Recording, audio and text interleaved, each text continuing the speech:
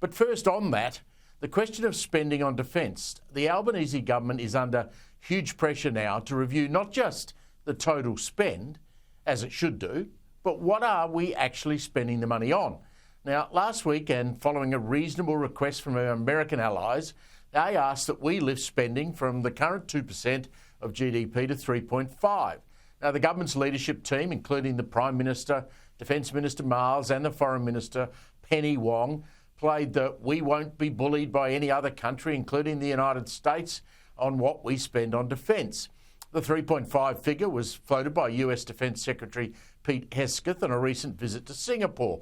Miles was there as well. It was immediately dismissed in Canberra.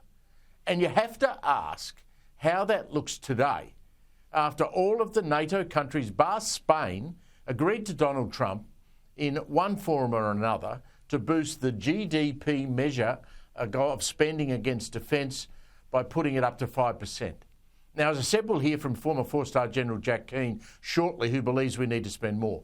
And even though the Prime Minister and Minister Miles still can't get a meeting with Donald Trump, and I don't think Miles even caught up with Hegseth at NATO, you know the first thing they will be asked by the Americans, are you going to spend more to defend yourselves against an aggressive China or any other adversary, or are you just relying on us? And that's the question. It's pretty simple to know that. The problem for Labor is deep down on the socialist left side of the government, and General Keane makes this point, by the way.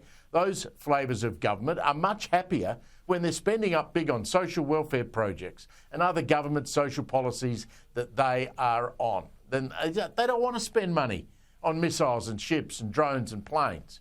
Look, it's a hard sell for the Prime Minister internally with his faction and his colleagues, and it goes against his natural love of social justice instead of protecting the country from any perceived attack, which we hope never happens.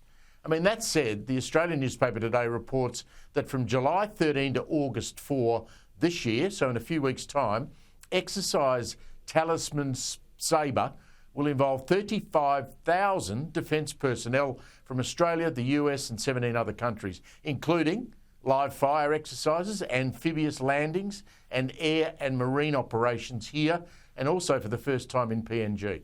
That's all good and well to involve ourselves in training, but spending more on things to fight with, especially newish warfare material like attack drones, would make much more sense. I mean, we saw what the Ukrainians did to Russia with drones.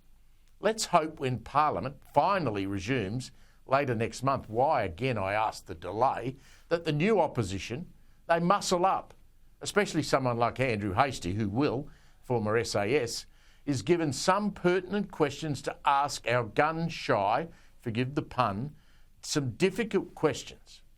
Look, Australia needs a strong alliance with the world's most powerful military, whether the left and the Greens and Paul Keating like it or not.